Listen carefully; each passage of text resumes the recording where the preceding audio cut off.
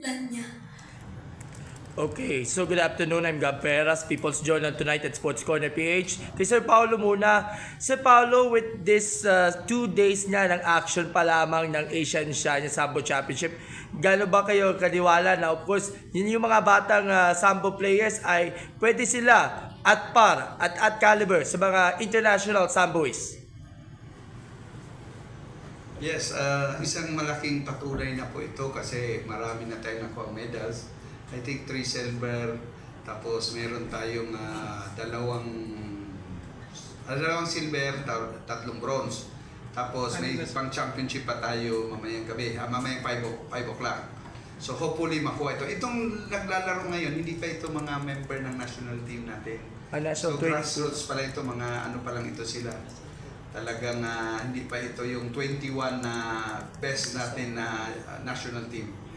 And most of the members niya ng ating pool was, of course, galing ito sa mga Sambo clubs na affiliated ng Philippine Sambo Federation. Were you surprised nga pala dahil of course, tumalab na yung of course efforts ninyo when it comes sa grassroots level na rin?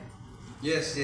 Talagang tumalab na kasi dati-dati we started as wala talaga, as in zero.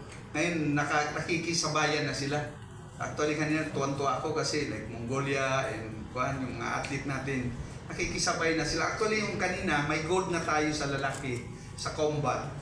Nasunodan niya ng 2 suntok. Nahilo na yung niya. Pero may kulang sa kasi striker siya, wala siya masyadong judo. So nahawakan siya ngayon, nahihagis siya. So yun lang ang talo niya. So kung napalo-upan pa yun, man-knockout niya yung Kazakhstan. So gold sana tayo sa championship kanina. So medyo konti pa siguro. Konti na lang. Sabi pa nga ni President Alan John Molayet, konti na lang tayo. Pero yung level natin as 11 years pa lang tayo, sobrang taas na. Sobrang taas na yung level ng Philippines sa Sambo. Muntikan pa lang pero at least gumagana na yung resulta nga dito. Yes po, sir. Lastly, to the good chairman.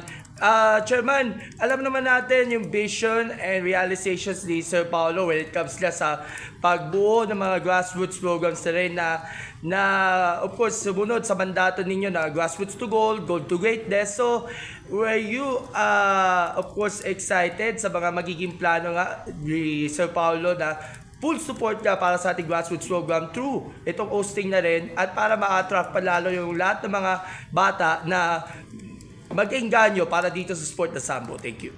Thank you, Gab. Ganito ko sasagutin yan. We have at least mga 30 Filipino fighters here. 40.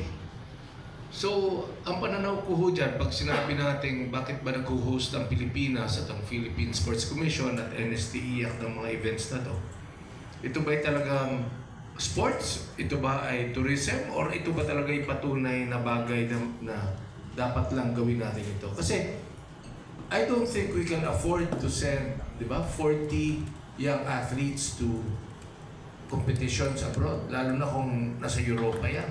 Lalo na kung nasa South America yan. Yung 40 na yan, hindi po natin ma-justify yan. But if we bring them here, we bring the hosting here, we bring the competition here, kahit 40 yan, kahit 50 yan, kahit 100 yan, welcome sila. But at the same time, tingnan nyo, look at Pia, ang kalaban pala niya, world rank, hindi niya alam. These are the basic, talagang eye-opener to para sa atin. That is the beauty of what we're trying to do. This really justifies what we're trying to do.